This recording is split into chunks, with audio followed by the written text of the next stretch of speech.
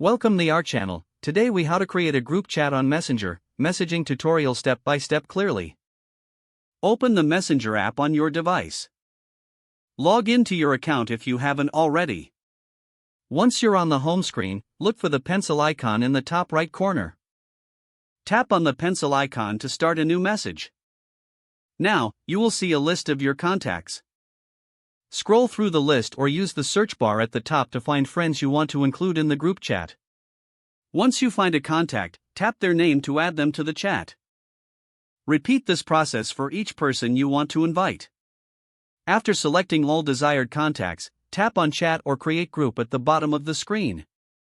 Now you can give your group chat a name by tapping on the name field. This step is optional, but it helps in identifying the group later. Next, you can add an optional group photo by tapping on the camera icon.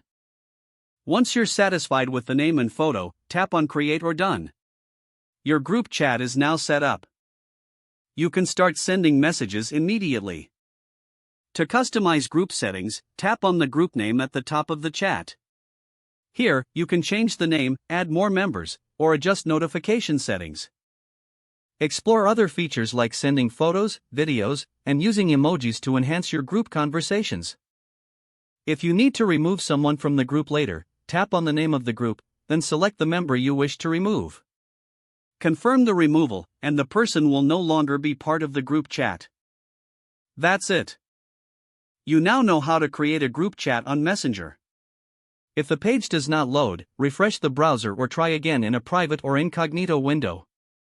Make sure you are using the correct email address, then retype it carefully to avoid small typos. If your password is not accepted, use the reset option and create a new strong password you can remember.